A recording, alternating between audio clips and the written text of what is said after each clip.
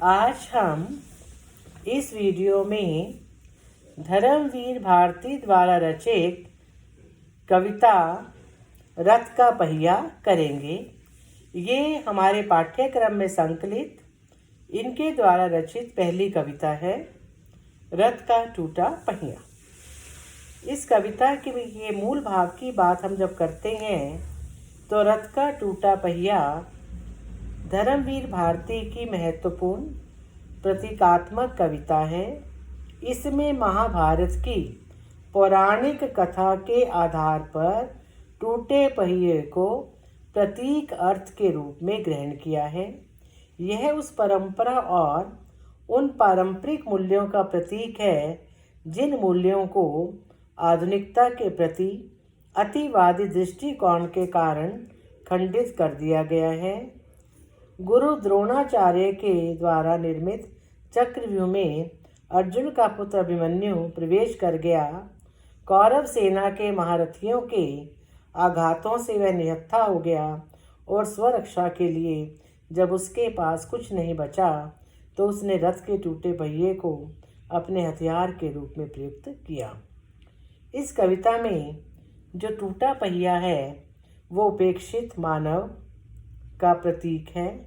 टूटे पहिए का मानवीकरण करते हुए कवि ने कहलाया है, चाहे वह खंडित हो चुका है और वह रथ को गति प्रदान नहीं कर सकता, फिर भी एकदम व्यर्थ नहीं है।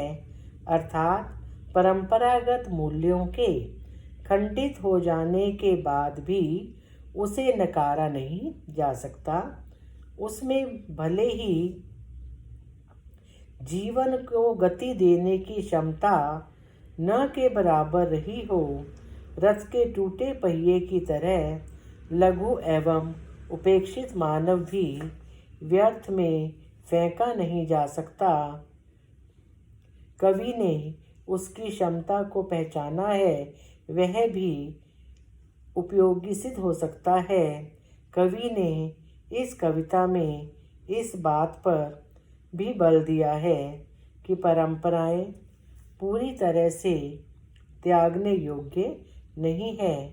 मानव समाज को उनसे जीवन उपयोगी साधन ढूंढने के लिए प्रयत्न करना चाहिए ताकि उनसे जीवन के मूल्यों को और अधिक अच्छे रूप में प्रकट किया जा सके।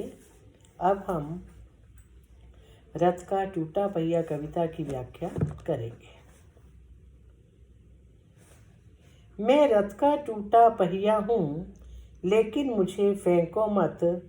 क्या जाने कब इस दुरूह चक्रव्यूह में अक्षौहिणी सेनाओं को चुनौती देता हुआ कोई दुस्साहसी अभिमन्यु आकर घिर जाए। दुरूह कठिन चक्रव्यूह कौरवों के द्वारा महाभारत के युद्ध में रचा गया व्यूह दुस्साहसी आपत्ति में पड़कर साहस दिखाने वाला। अभिमन्यु अर्जुन का पुत्र।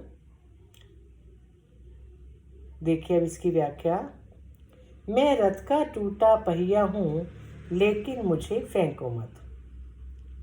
रथ के पहिए का मानवीकरण करते हुए कवि कहता है कि मैं आज रथ से टूट गया हूँ, लेकिन निरर्थक जिस कारण प्रतीत हो रहा हूँ, लेकिन मुझे मत फेंको, लेकिन मुझे व्यर्थ जानकर फेंको मत।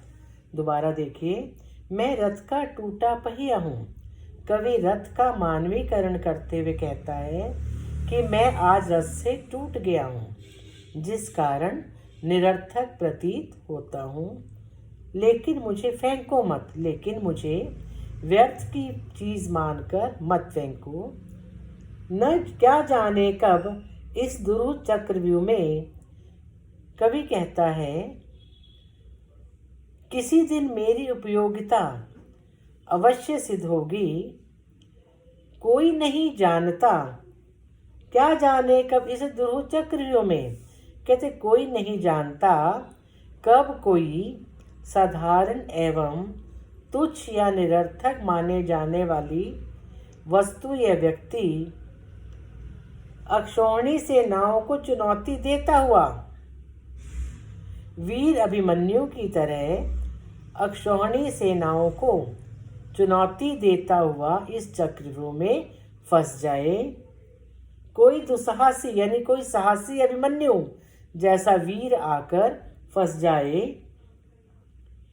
यहाँ पर कवि ने हमारे सामने जो बात रखी है उससे अभिप्राय ये है कि न जाने कब साहसी अभिमन्यु जैसा वीर महाभारत के में रचे गए चक्रव्यूह में फंस जाए और यह टूटा हुआ पहिया उसकी रक्षा के लिए, स्वरक्षा के लिए काम में आए। यहाँ पर कवि ने अभिमन्यु के द्वारा इस बात को प्रकट किया है कि व्यर्थ समझी जाने वाली चीज भी उपयोगी सिद्ध हो सकती है। अपने नेक्स्ट इसका विशेष देखिए। पहले कवि ने सामाजिक विषमता और अन्याय का वर्णन किया है, प्रतीकात्मक है। ये जो प्रतीक है महाभारत से लिए गए हैं। लघु मानव की प्रतिष्ठा स्थापित हुई है। भाषा सहज सरल साहित्यिक हिंदी है। शब्द चयन भावों के अनुकूल है। मुक्त छंद है। नेक्स्ट पैराग्राफ देखिए।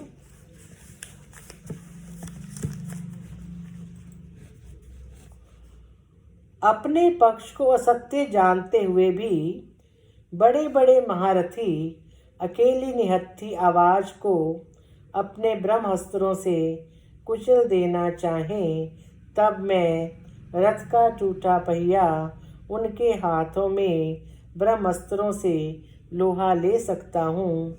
मैं रथ का टूटा पहिया हूँ। क्या कहते कवि? अपने पक्ष को असत्य जानते हुए भी महाभारत के युद्ध में गुरु द्रोणाचार्य के द्वारा रचे गए चक्रव्यूह में अभिमन्यु को 7 कौरव महारथियों ने घेर लिया। वे महारथी इस युद्ध में लड़ते हुए जानते थे, क्या जानते थे? अपने पक्ष को असत्य जानते हुए भी वे महारथी इस महायुद्ध में लड़ते हुए जानते थे कि अकेले पर सामूहिक आक्रमण करने के धर्म पर हो रहे असत्य के मार्ग पर वो चल रहे हैं। यानी उन्हें अपने पक्ष के असत्य का पता था। अकेली निहत्थी आवाज को अपने ब्रह्मास्त्रों से कुचल देना चाहे। फिर भी वे अभिमन्यु के रक्त के प्यासे बनकर लड़ते रहे और शस्त्र विहीन हो जाने पर उसके द्वारा बार बार दुहाई देने पर भी वो उसकी आवाज को कुचल देने के लिए प्रहार करते रहे। ब्रह्मास्त्रों से कुचल देना चाहे। ब्रह्मास्त्र के द्वारा वे उसकी आवाज को कुचल देना चाहते थे। तब मैं रथ का टूटा पहिया उसके हाथों में ब्रह्मास्त्र से लोहा ले सकता हूँ। तब स्वरक्षा के लिए अभिमन्यु ने रथ के टूटे पहिए का उपयोग किया और उसी से उन महारथियों को से लोहा लिया। कवि इस बात को प्रकट करना चाहता है कि कौरव पक्ष के लोग असत्य के रास्ते पर चलते हुए अभिमन्यु का वध करना चाहते थे, लेकिन कवि ने यहाँ पर रथ के पहिए की महत्ता को स्थापित करते हुए इस बात को प्रकट किया है कि व्यर्थ समझी जाने वाली वस्तु भी समय पड़ने पर उपयोगी सिद्ध हो जा सकती है। विशेष रथ के टूटे पहिए के प्रतीक के रूप में साधारण मानव के महत्व को स्वीकार किया है।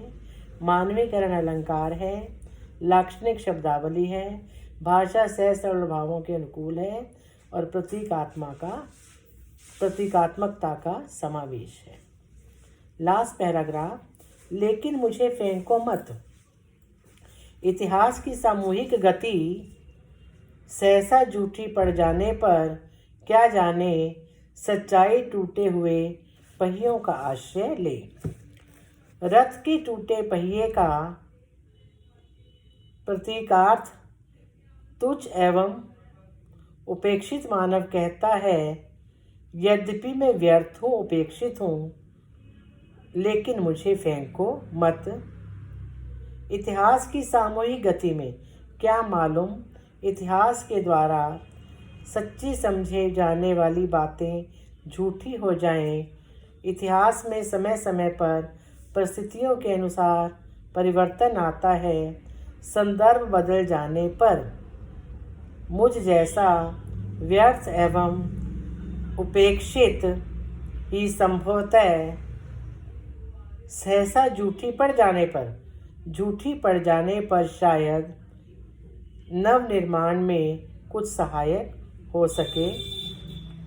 क्या जाने सच्चाई टूटे पहियों का आश्रय ले। पता नहीं आज की मान्यताओं रूपी टूटे पहिए के द्वारा ही आधुनिक संकटों और निराशाओं के प्रति, संतरासों के प्रति आज का मानव सामना कर सके। जैसे टूटा पहिया फेंकने के योग्य नहीं होता, वैसे ही पुराने मूल्य परंपराएं एकदम से नकारी नहीं जा सकती और समय पड़ने पर पुरानी खंडित मान्यताएं ही सत्य की साक्षी बनकर सत्य का निर्धारण करेंगी। विशेष कवि ने वर्तमान परिस्थितियों की विषमता को प्रकट किया है। मानवीकरण अलंकार है। प्रयोगवादी कवि होते हुए भी कवि ने पारंपरिक मूल्यों के प्रति आस्था प्रकट की है। लघु एवं उपेक्षित मानव के महत्व को स्वीकार किया है। भाषा सहज सरल भावानुकूल है। शब्द चयन उपयुक्त है और भावों को प्रकट करने में सफल हुआ है।